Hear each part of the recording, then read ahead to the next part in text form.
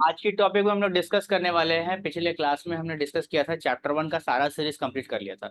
आज business study का chapter 2 हम लोग कंप्लीट करने वाले हैं। चैप्टर 2 के सारे सीरीज हम लोग 1 बाय 1 करके कंप्लीट करने वाले हैं। तो हमारा जो चैप्टर 2 है वो है प्रिंसिपल ऑफ मैनेजमेंट, है ना। प्रिंसिपल ऑफ मैनेजमेंट, जो कि तो ये हमारा जो है इस चैप्टर का फर्स्ट सीरीज है, जो कि लगातार अभी चलेगी, लगातार अभी चलेगी। तो सबसे हमने पहले पढ़ लिया, क्लास 11 में हम लोगों ने पढ़ा था कि बिजनेस क्या है, व्हाट इज बिजनेस, और उसके फीचर्स के बारे में वगैरह वगैरह बहुत सारी चीजों के बारे में पढ़ते हैं। फिर से क्लास 12 में जब आए तो हम लोग डिस्कस करना स्टार्ट कर दिए कि भाई मैनेजमेंट क्या है, क्योंकि बिजनेस को करने के लिए मैनेजमेंट की जरूरत पड़ती है। बिजनेस को करने के लिए क्या जरूरत पड़ती है, मैनेजमेंट की जरूरत पड़ती है। अब जो है मैनेजमेंट तो ठीक है, लेकिन मैनेजमेंट करने के लिए अलग एक कोई एक आया, वो अपने बिजनेस को इस तरह से हैंडल किया, वो अपने बिजनेस को इस तरह से हैंडल किया, वो अपने बिजनेस को इस तरह से हैंडल किया। तो अलग अलग तरीकों से हैंडल करने के बाद एक एक प्रिंसिपल बनते जा रहा है। एक एक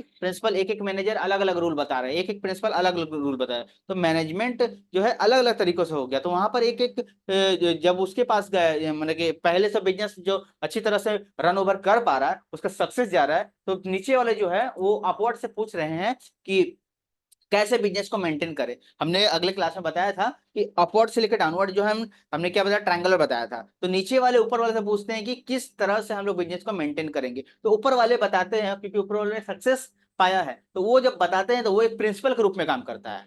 समझ में आई बात। तो यहाँ पर हम लोग जो बिजनेस जो है, जब हम लोग रन कर चुके तो बिजनेस छोटा था, बिजनेस छोटा था, लेकिन बिजनेस धीरे धीरे हमारा बिजनेस क्या होता है, ये बिजनेस छोटा था, छोटा से बड़ा होते गया, बड़ा होते गया, बड़ा होते गया, बड़ा होते होते एक वाइड रूप ले लेता है ना। एक नहीं, बड़ा रूप, बिजनेस बड़ा रूप ले, बट एक छोटा बिजनेस रहता है तो कंट्रोल करना मुश्किल नहीं होता है, कोई दिक्कत नहीं है। लेकिन बड़ा जब बिजनेस होता है तो खुद अकेले मेंटेन करना बहुत मुश्किल होता है। जब अकेले मुश्किल करना होता है कि बिजनेस जो है यहाँ वहाँ फैल गया, पूरे कंट्री में जब फैल गया, पूरे इंटरनेशनल लेवल में फैल गया, तो मुश्किल हो जाता है। तो वाइडर डायमेंशन, इसका डायमेंशन बहुत बढ़ जाता है, इसका एरिया बहुत बढ़ जाता है, ये डायमेंशन एरिया बहुत बढ़ जाता है। जब बढ़ जाता है, क्यों क्यों बढ़ जाता है, क्योंकि हम लोग डे टू डे कुछ ना कुछ एक्टिविटी करते रहते हैं, कुछ ना कुछ एक्टिविटी करते रहते हैं, कुछ ना कुछ काम करते रहते हैं। इसके कारण हमारा क्या है, बिजनेस ग्रोथ करता है, ग्रोथ करता है, फैलते जाता है। अब फैलते में लेकिन जब हम लोग को प्रॉफिट होता है, जब हम लोग को वाइडर एरिया मिलता है, जब हम लोग को बिजनेस हमारा ग्रोथ करता है, तो बहुत सारी प्रॉब्लम भी फेस करनी पड़ती है। प्रॉब्लम भी क्योंकि विदाउट प्रॉब्लम हम लोग को प्रॉफिट तो मिलने वाली है नहीं, तो प्रॉब्लम भी जनरेट होती है। जब प्रॉब्लम जनरेट होती है तो उस समय हमको जरूरत पड़ता है एक मैनेजर का, जो कि हमारे बिजनेस को अच्छी तरह से हैंडल करे, वेल स्किल्ड हो, पढ़ा लिखा हो, साथ में उस फील्ड में उसका एकदम परफेक्ट नॉलेज हो, that like MBA, that like CA, that like auditor, that like CS, इसके अलावा और भी है CMA.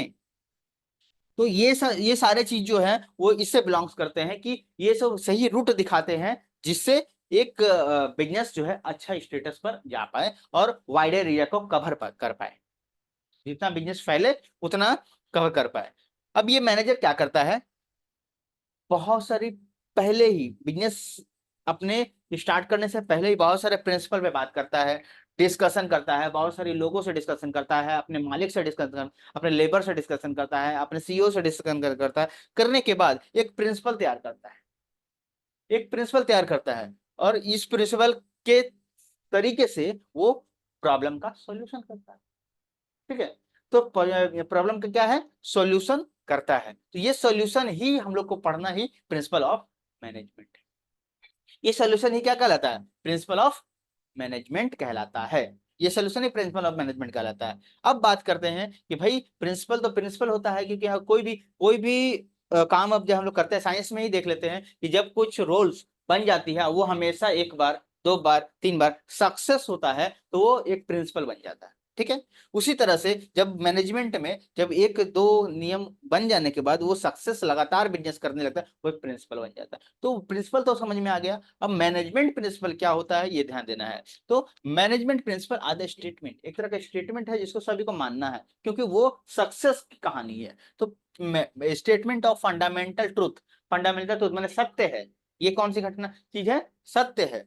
Fundamental truth which guide, और ये क्या करता है, ये ऐसा चीज लिखा हुआ है जो कि गाइड करता है, क्या करता है, गाइड करता है सही रूट में जाने के लिए। Truth which guide thinking and action, और साथ में एक्शन लेने के लिए by the managers wonder different situation, अलग अलग सिचुएशन में, ये सिचुएशन होगा तो क्या करेंगे, ये सिचुएशन होगा तो क्या करेंगे, इस सिचुएशन में हम लोग कैसे बिजनेस को हैंडल करेंगे, अगर लॉस हो गया तो बिजनेस कैसे हैंडल करेंगे, अलग अलग बिजनेस मोटिव निकाला जाता है। तो ये हमारा काम करता है। दूसरी बात, एक हमारे कॉन्ज एंड ऑर्डनल ने एक डेफिनेशन दिया, management principle are the fundamental truth. Simple से बात है, हमने पहले ही बात की, ये एक प्रिंसिपल फंडामेंटल ट्रूथ है। फंडामेंटल का मतलब होता है कि किसी भी चीज को, जैसे हम लोग गेम खेलते हैं ना, तो गेम का बेसिक रूल्स रेगुलेशन जानना ही फंडामेंटल कहलाता है।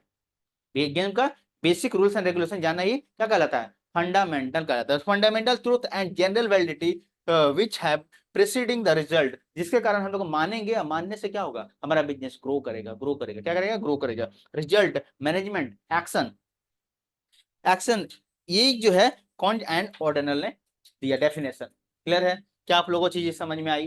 ठीक है, प्रिंसिपल ऑफ मैनेजमेंट का मतलब ये हुआ सिंपल सी बात कि हमारा जो मैनेजर है कि एक पेपर वर्क करेगा, एक प्लानिंग बनाएगा जो काम करने से पहले, और उसको ऊपर मान कर चलेगा, जिससे कारण सारी प्रॉब्लम, बिजनेस के सारे प्रॉब्लम का सॉल्यूशन होगा।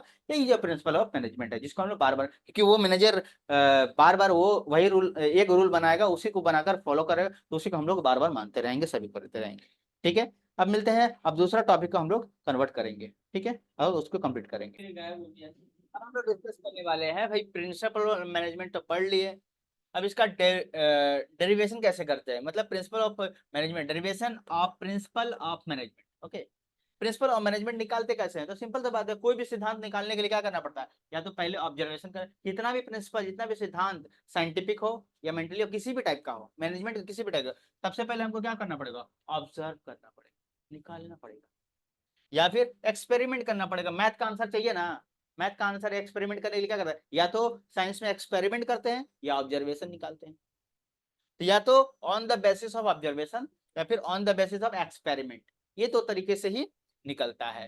POM, principal of management. तो प्रिंसिपल सिद्धांत कैसे बनेगा, मान लेते हैं कि पहले फर्स्ट टाइम जो चाय बनाया होगा, फर्स्ट टाइम जो चाय बनाया होगा, पहला प्रोसेस में उसको अच्छा लगा होगा या खराब लगा होगा, दो बार खराब लगा होगा, तीसरा बार अच्छा लगा होगा, तब वो बोला कि हाँ भाई सही है, क्या किया, ऑब्जर्वेशन किया, है ना, या फिर एक्सपेरिमेंट किया, दोनों में से एक ही चीज कर सकता है, तो दोनों करेगा तो प्रिंसिपल ऑफ मैनेजमेंट कहलाएगा। मैंने दोनों में से एक चीज, या तो principle of on the basis of observation या फिर on the basis of experiment. ठीक है, अब बात करते हैं हम लोग, अब बात कर different of principle of management और प्रिंसिपल ऑफ साइंस। देखो, अब साइंस प्रिंसिपल जो है साइंस में सुनते हैं, ठीक है, साइंस में सुनते हैं, और यहाँ पर अभी मैनेजमेंट में सुन रहे हैं, तो दोनों में डिफरेंट क्या है, साइंस में, साइंस का होता है प्रिंसिपल, तो मैनेजमेंट का भी होता है प्रिंसिपल, तो क्या प्रॉब्लम है, तो प्रॉब्लम यहाँ पर है कि भाई दोनों का पहले मीनिंग समझ लेते हैं।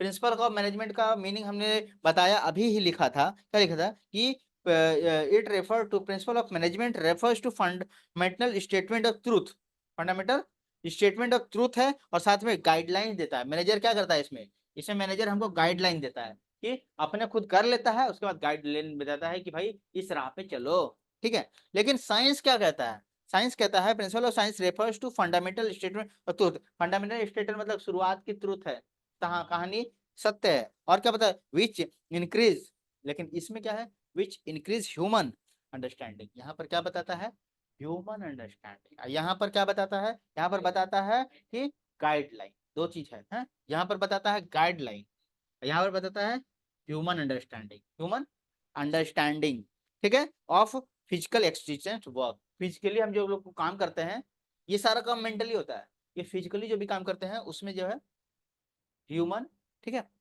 ह्यूमन अंडरस्टैंडिंग पे ऊपर काम होता है। तो दोनों में अंतर समझ में आ गया। तो अगर नेचर की बात करें, principal of management not rigid, ये रिगिड नहीं है, टेंशन वाला नहीं, मतलब कि ज्यादा कड़क नहीं है ना, और ज्यादा हम लोग को परेशानी नहीं देने वाला है, can be change according to situation. और नेचर ये वाला जो है ना, हम लोग मैनेजमेंट जो है ना, जरूरत के हिसाब से चेंज कर सकते हैं, जरूरत के हिसाब से चेंज कर सकते हैं, लेकिन साइंस नहीं, साइंस नहीं। अगर कार्बन में ऑक्सीजन मिलने के बाद CO2 बनेगा, तो आज न कल बनेगा, यहाँ हो चाहे वहां हो बनेगा, यहाँ चाहे चंद्रमा में बनेगा, लेकिन यहाँ पर प्रिंसिपल जो मैनेजमेंट है ना, जरूरत के हिसाब से चेंज, चलो भाई तुम्हारे ऊपर ये लागू नहीं हो रहा है, दूसरे तरीके से करेंगे।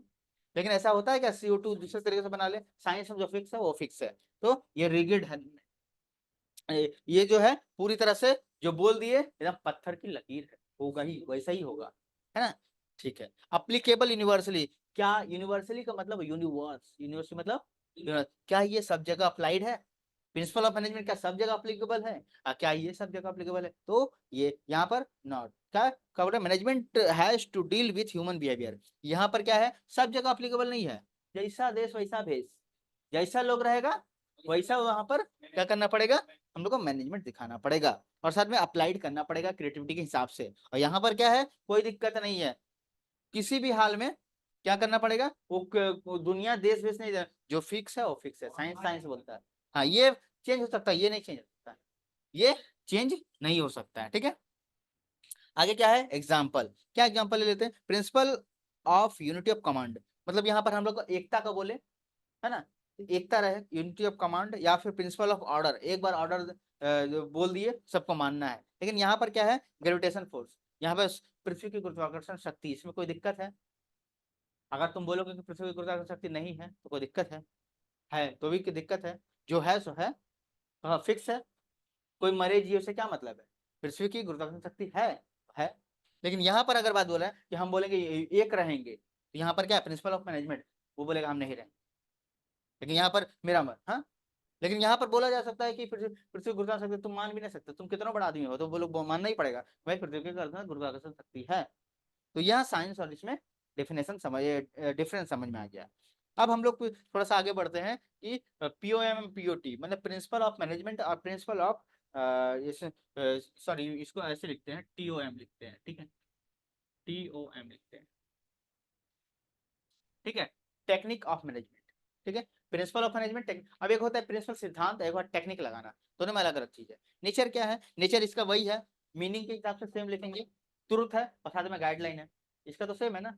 पीएम का इसका क्या होगा कि रेफर्स टू मेथड, ये मेथड के ऊपर डिपेंड करता है, method and procedure involving the taken achievement goal, मतलब क्या है कि अगर किसी को कोई प्रोसेस नहीं है और टेक्निकली वो रास्ते में बढ़ते जा रहा है, और बढ़ते भी जा रहा है और साथ में क्या हो रहा है सही होते जा रहा है, सही होते जा रहा है, अगर कंप्लीट होते जा रहा है और सही रास्ते में जा रहा है और काम बोले ये काम भाई बढ़िया हो रहा है टेक्निकली, तो भाई ये सही है, technical of management.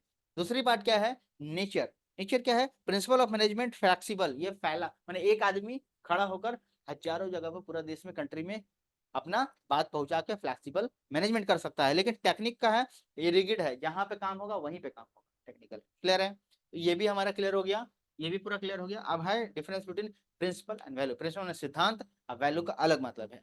Principal of statement basis on providing, ये किसके ऊपर काम करता है गाइडलाइन के ऊपर काम, मैंने गाइड देता है, रास्ता बना के नहीं देता है, गाइड दिया हुआ रास्ता दिया। लेकिन वैल्यू का मतलब होता है defined general rules and behaviour on individual society, ये क्या है वैल्यू, जैसे इंसान का, एक इंसान है उसका एक मार्केट में एक अलग वैल्यू है, अलग वैल्यू क्रिएट होता है, तो ये खुद का वैल्यू है सोसाइटी के अंदर में, ये क्या है प्रिंसिपल, मतलब एक रास्ता दे रहा है कि इस तरह से जाओ, जैसे रास्ता में नो एंट्री लगा हुआ है मतलब न जाओ, इधर जाओ उधर जाओ, ये प्रिंसिपल है। और वैल्यू मतलब कि अगर कोई नेता मंत्री ऐसे ऐसे जा रहा है तो एक वैल्यू क्रिएट कर रहा है, समझ रहे बात, उसका वो जिस रास्ते में जाएगा सभी लोग उस रास्ते से वो वैल्यू क्रिएट कर रहा है, ठीक है। आगे फॉर्मेशन, फॉर्मेशन का मतलब हो गया principle are formed and research and experiment, principle क्या रिसर्च होता है, इसमें एक्सपेरिमेंट होता है ना, बनाया जाता है पहले, फिर क्या होता है रिसर्च होता है, फिर एक्सपेरिमेंट होता है। यहाँ पर क्या वैल्यू आर, इसमें क्या होता है कि इसमें तो ठीक है, इसमें क्या होता है जिसके अंदर क्वालिटी होनी चाहिए तब जाके वैल्यू बनेगी, अगर कोई मार्केट में है तो उसकी क्वालिटी होनी चाहिए तब उसका वैल्यू इंक्रीज होगा। साथ में क्या है प्रीचिंग, बोलने का स्टाइल होना चाहिए, प्रिविलेज प्रैक्टिस बार बार होनी चाहिए तब जाकर। और साथ में क्या है नेचर, नेचर का principle is a technical in nature, ये टेक्निकल है, ये जो है वो टेक्निकल है, और ये जो है एथिकल है, एथिकल नेचर मतलब एथिकल मतलब मन के भाव के हिसाब से, इसका वैल्यू किसी के अंदर क्यों आएगा, उसका अच्छा काम देखेगा तब आएगा, ठीक है, एथिकल नेचर, ठीक है। यहाँ तक क्लियर हो गया? तो क्या क्या आप लोगों को तीन डिफरेंस यहाँ पर समझ में आई, ठीक है। तो जल्दी से कमेंट कमेंट कर दो हाय, मतलब थैंक यू, थम्स अप दे दो, थम्स अप थम्स अप। अब हम लोग इसके बाद टॉपिक क्लियर करेंगे प्रिंसिपल ऑफ मैनेजमेंट के नेचर के बारे में, ओके। ऑफ मैनेजमेंट की टॉपिक क्या रहती है, हम लोगों ने डिफरेंस को पढ़ लिया, अब हम लोग पढ़ेंगे nature of management, management nature of principle of management, POM का नेचर क्या है, कैसा दिखता है, किस तरीके का है, जैसे मार्कर है, मार्कर किस तरीके का है ना, तो किसका नेचर क्या है लिखना है, इसका नेचर क्या है, थोड़ा लंबा है, तो उस हिसाब से हाथ में पकड़ने लायक सुटेबल है, तो उस हिसाब से इसका नेचर क्या है। तो सबसे पहले यूनिवर्सल अप्लीकेबल, अप्लीकेशन मतलब क्या है, इसको कोई भी मान सकता है, इंडिया, पाकिस्तान, ब्राजील, अमेरिका, जिसको पसंद है वो अपना अप्लाई कर सकता है, no problem, no problem, apply कर सकता है, अप्लाई कर सकता है, ओके।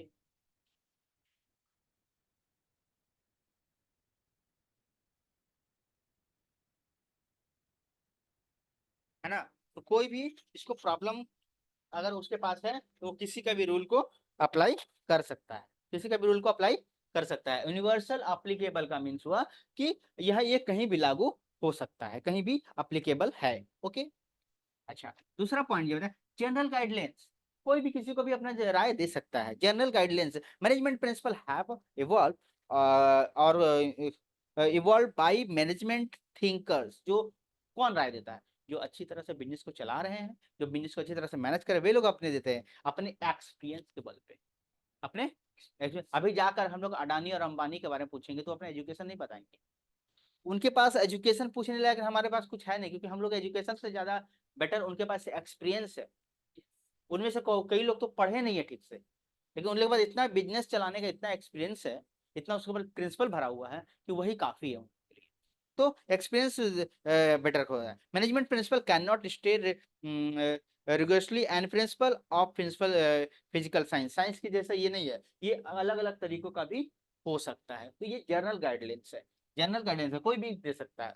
अच्छा, इवोल्यूशन समझ में आता है ना, इवोल्यूशन मतलब, इवोल्यूशन का मतलब क्या, जैसे हम लोग साइंस में पढ़े हैं घोड़े का क्रम लगातार बढ़ते रहता है, उसी हिसाब से इवोल्यूशन मतलब क्या, एक छोटा बिजनेस के लिए इतना, फिर बिजनेस और चेंज हुआ तो और अलग प्रिंसिपल बन गया, फिर और अलग हुआ तो अलग प्रिंसिपल बन गया, ठीक है। कौन प्रैक्टिस, ये क्या है ना, प्रैक्टिस करते करते इम्प्रूव होता है, मतलब ये कहता है कि बिजनेस को अगर ग्रो करनी है तो तुमको प्रैक्टिस करनी होगी, एक्सपेरिमेंट करनी होगी, और करते करते यहाँ पर एक अलग प्रिंसिपल का निर्माण हो जाता है।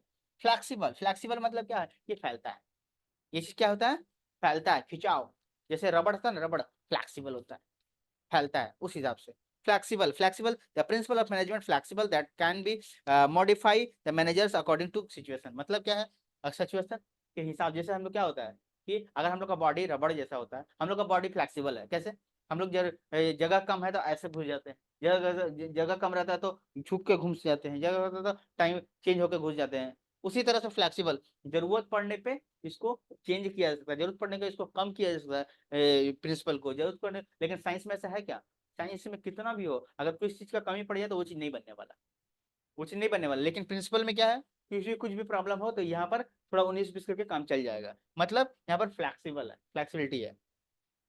मेनली बिहेवियर, बिहेवियर के हिसाब से मेंटेन करता है, लेकिन साइंस का बिहेवियर के हिसाब से मेंटेन करता है, जो गैस का जो नेचर है वैसे हिसाब से चलेगा, लेकिन यहाँ पर मेनली बिहेवियरल, मतलब जैसा लोग, जैसा सामने वाले रहेगा, जैसा लेबर रहेगा वैसे तरह का रूल्स हम लोग अपनाएंगे, है ना। Mainly managers have the two deal with human behaviour because of all work is done human being, सारा काम जो है ह्यूमन के ऊपर, ह्यूमन भाई अनचेंज होता है, आज की उम्र में कुछ और सोचता है, कल की उम्र में कुछ और, एक्सपीरियंस बढ़ गया और सोच रहा है, आज दद्दा बन गया कुछ और सोच रहा है, कल पापा बनेगा कुछ और सोचेगा, कल बेटा बनेगा कुछ और सोचेगा, सबका थिंकिंग अलग है, छोटा था तो अलग सोच रहा था, बड़ा है तो अलग सोच रहा है, दादा बन गया तो कुछ अलग सोच रहा है, मतलब मैनली बिहेवियर, बिहेवियर के हिसाब से चेंज होता है। आगे क्या है, causes and effect of relationship, causes and effect of relationship, causes and effect of relationship point कहता है the principle of management establishment the relationship between cause and effect, कारण और प्रभाव, कारण और भाव प्रभाव के ऊपर डिपेंड करता है कि किस कारण, इस कारण से ये प्रभाव पड़ा, इस कारण से हमने ये चेंज कर दिया, इस कारण से हमने रूल्स में ये चेंजिंग कर दिया,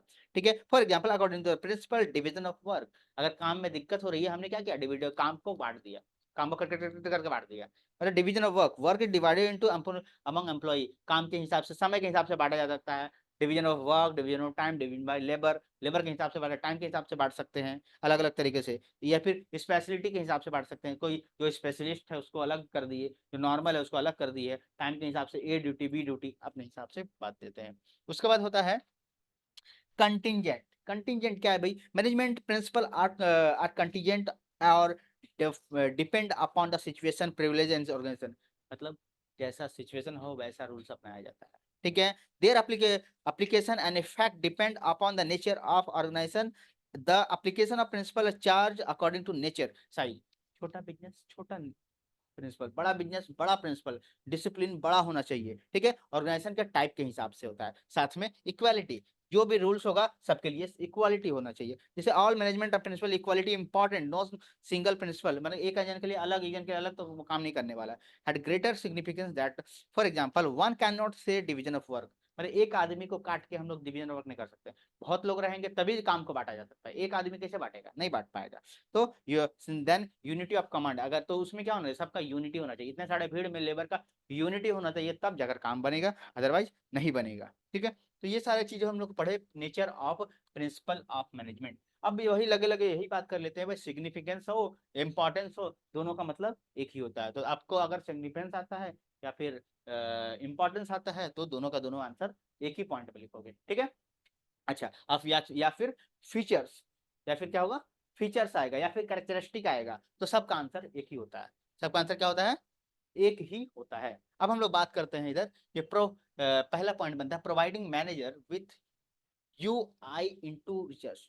मतलब क्या हुआ, यहाँ पर हम ध्यान देते हैं, प्रोवाइडिंग मैनेजर, ये काम कौन देता है भाई, ये देता है प्रोवाइड, प्रोवाइड करता है, कौन करता है, ये रूल्स कौन देता है, मैनेजर देता है, ठीक है। यूजुअल इनसाइड, अपने मैनेजर हमारा जो है अपने इंटरनल व्यू को प्रकट करता है रियलिटी के रूप में। Management principle act guideline for the manager, मतलब गाइड जो है कौन देता है, अपना मैनेजर देता है। साथ में दिस प्रिंसिपल इंप्रूव नॉलेज, अब ये इसमें अंदर क्या दिखा रहता है, knowledge ability understanding of manager, हमारा मैनेजर का ही सारा काम होता है इसमें, सारी खूबी छुपी रहती है। साथ में क्या था, knowledge of the management principle makes easy and, और काम को और इजी बनाने का, आसान बनाने का तरीका है, इसको उसकी ड्यूटी उसमें दिखती है। It is through that application of management principle of management and can deals with complex business problem. This principle guide manager to take right decision. अब ये अपने ताकत के हिसाब से, अपने क्षमता के हिसाब से, अपने बुद्धि के हिसाब से, अपने स्किल के हिसाब से वो अच्छा डिसीजन लेता है, राइट डिसीजन लेता है। दूसरी बात क्या है, OUR, OUR मतलब ऑप्टिमम यूज ऑफ रिसोर्स, या फिर optimum utilisation of resource. Point है आप लोगों को याद करने के लिए हमने बहुत सारा शॉर्ट बना दिया है। ऑप्टिमम यूटिलाइजेशन ऑफ रिसोर्स मतलब मैनेजर अगर किसी को बोल दिया जाए, जैसे शादी विवाह है, अगर किसी को जिसको जानकारी नहीं है उसको बोला दिया है तो किसी भी चीज को खर्च कर देगा जैसे तैसे, लेकिन जो जानकार आदमी है वो किसी भी चीज को बचा के करेगा, है ना, क्योंकि उसको एक्सपीरियंस है चलाने का। तो ये बात है, तो ऑप्टिमम मतलब जरूरत के हिसाब से वो खर्च करेगा किसी चीज का रिसोर्स। बिजनेस का रिसोर्स क्या है, land labour capital organise, land labour capital, इनका वो उचित यूज करेगा, लेबर को जहां तहां नहीं खटवाएगा, जहां काम है वहीं खटवाएगा, पैसा वहीं खर्च करेगा जहां जरूरत है। तो वही बार समझ में आ गया। अब है एसडीएम, एसडीएम के बारे में पता ही है, ठीक है। तो एसडीएम का मतलब क्या है, साइंटिफिक डिसीजन मेकिंग, मतलब ये किस तरह से सोचे, ये साइंटिफिक मेथड से सोचता है कि नहीं इसके बाद ये होगा, इसके बाद ये होगा, ये होगा, एक प्लानिंग बनाता है, उस हिसाब से काम करवाता है, ठीक है। एसडीएम मतलब समझ आया, साइंटिफिक डिसीजन मेकिंग। आगे MEC, मीटिंग एनवायरमेंट चैलेंज, पहले मीटिंग करता है, ठीक है, मीटिंग, उसका बाद एनवायरमेंट बनाता है, उसका बाद चैलेंज लेता है, ठीक है। मतलब कुछ भी चीज पहले क्रिएट करता है, आप हमको इस पॉइंट पे काम करना है, इस मीटिंग एमबीए को ही देख लो, पहले मीटिंग बनाता है, हमारी कंपनी इस तरह काम करेगी, यहाँ से प्रोडक्ट बनाएगी, उसको चैलेंज को फिर पूरा करता है, ठीक है। तो MEC, उसके बाद आता है अगला पॉइंट BA।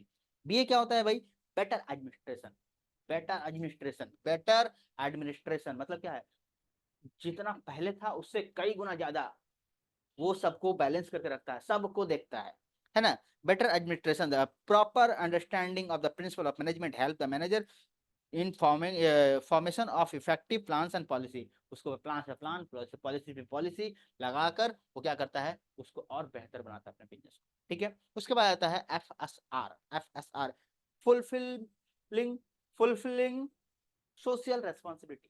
साथ में ये भी करता है कि इसको समाज ऐसा नहीं करता है कि ये जान पे गला पे कटार रख के काम करता है, मैनेजर क्या करता है, समाज को भी देखता है, हमारे अपने लेबर को भी देखता है, सब चीज को देखकर सरकार को भी देखता है, सोसाइटी को भी देखता है, देख कर अपने काम को कंप्लीट करता है, वो प्रिंसिपल बनाता है, जिसके कारण वो क्या होता है, एक अलग रूल्स बन जाता है, अलग रेगुलेशन बन जाता है, वो एक मान्यता बन जाती है और उसको सभी लोग मानते हैं, ठीक है। तो ये FSR हो गया। और क्या है, मतलब मैनेजमेंट जो है training, education and research, training, education and research, इस पे काम करता है। तो मैनेजमेंट ट्रेनिंग के लिए ट्रेनिंग देता है, मैनेजमेंट के लिए एजुकेशन देता है, मैनेजमेंट रिसर्च रिसर्च करता है। इन सब चीज के बारे में डिस्कशन करता है कौन, मैनेजर।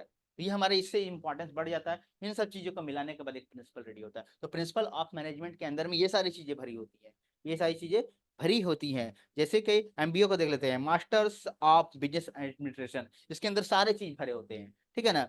BBA को देख ले, बैचलर ऑफ, जब आप लोग BBA का कोर्स करोगे, BBA MBA, तो ये आप लोग को ये सब सिखाया जाएगा, बिजनेस को कैसे रन किया जाता है, बिजनेस को पहले रिसर्च करना है, का बड़ा से बड़ा बिजनेस मैन। अब सपोज दैट कि बड़ा बड़ा एग्जाम होता है, स्टूडेंट समझ नहीं पाते हैं, एक्चुअल में कैलकुलेशन कॉमर्स वाले के पास होते हैं, इन लोगों के पास होते हैं। कितने इंजीनियर साइंस से जाकर इंजीनियरिंग करके उसके बाद MBA करते हैं, क्यों करते हैं पता है? क्योंकि उन लोगों को पता नहीं चलता कि बिजनेस तो हम कर लेंगे, माल बना लेंगे, लेकिन बेचेंगे कैसे, हैंडल कैसे करेंगे, तो वो आगे फिर वापस MBA ही करते हैं। क्यों MBA करते हैं? कि हम स्टार्टअप तो कर लेंगे, लेकिन पैर पड़ना फिर कॉमर्स का ही पड़ेगा।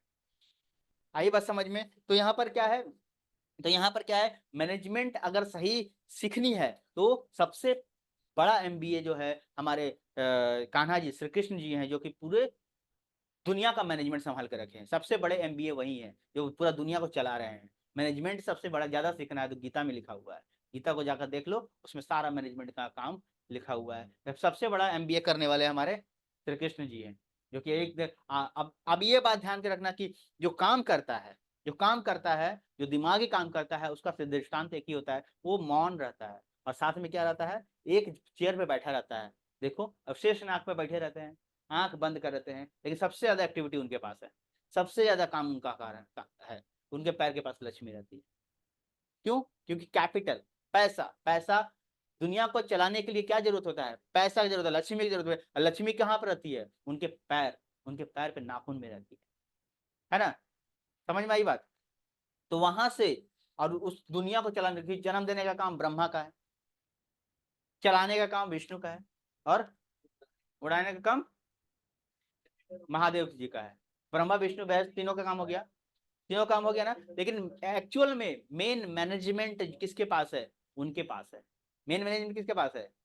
विष्णु जी के पास है, कृष्ण के पास है। तो इसलिए मैनेजमेंट के देवता कहा जाता है। कि सबसे हम लोग क्या मैनेजमेंट पढ़ेंगे, हम लोग को यह सब्जेक्ट बनने से पहले वो मैनेजमेंट तो कर चुके, अभी भी कर रहे हैं। MBA तो कब के, MBA का कौन के लिए बसता है? ठीक है, अगर इंजीनियर बोला जाए तो किसको कहा जाएगा इंजीनियर? इंजीनियर किसको कहा जाएगा? नहीं, इंजीनियर कहा जाएगा क्या नाम है, विश्वकर्मा जी। विश्वकर्मा जी इंजीनियर हैं, उनको सिर्फ काम दिया जाता है, आप इमारत बनाइए, आप ये बनाइए, आप वो बनाइए, इनका निर्माण करिए। वो सबसे बड़े इंजीनियर है, उससे बड़ा कोई इंजीनियर है नहीं। तो ये चीज होता है। तो यहाँ पर क्या है, वो सारा बैलेंस मेंटेन करने का काम कौन करता है? MBA। ठीक है, तो ये सारे गुण उनके अंदर, तो प्रिंसिपल ऑफ, तो वो एक उनका सिद्धांत, कहाँ मिलेगा? गीता में मिलेगा। प्रिंसिपल ऑफ मैनेजमेंट कहाँ मिलेगा? गीता में मिलेगा। गीता में सारे चीज लिखे हुए हैं, जो कि हर एक बिजनेसमैन से लेकर एक छोटा प्राणी से लेकर बड़ा प्राणी का सारा चीज वहां से डायरेक्टली और इनडायरेक्टली सारा चीज बताया हुआ है। समझ में आई बात? तो यहाँ पर हमने significance and importance of principle of management के बारे में बताया, और उसके साथ में सीख में, इसमें क्या होता है, मैनेजमेंट के जरिए क्या होता है, ये जो हमारा मैनेजर है, आप बता सकते हो कि दुनिया का मैनेजर कौन है? दुनिया का मैनेजर श्री कृष्ण। सबसे पहले MBA श्री कृष्ण। तो वो क्या करते हैं, टेक्निक भी देते हैं, मतलब टीचिंग भी करते हैं, है ना, साथ में क्या, ट्रेनिंग भी देते हैं हम लोग को, साथ में क्या करते हैं, एजुकेशन भी देते हैं, साथ में क्या होता है, कहीं ना कहीं खुद नहीं आते लेकिन किसी के द्वारा ठोकर खिला देते हैं। ठोकर खिलाने के बाद क्या होता है, वहां पर रिसर्च होता है। क्या होता है? रिसर्च होता है। तो सबसे बड़े MBA कौन? हमारे कान्हा जी। सबसे बड़े MBA कौन? हमारे कान्हा जी। सबसे बड़े मैनेजर कौन? ठीक है, तो ये हमारा जो पॉइंट क्लियर हुआ आज का, significance and importance of POM, principal of management. मिलते हैं हम लोग नेक्स्ट क्लास में। चलो तब तक लिए चैनल को लाइक, सब्सक्राइब, घंटे दबा दे। Bye bye.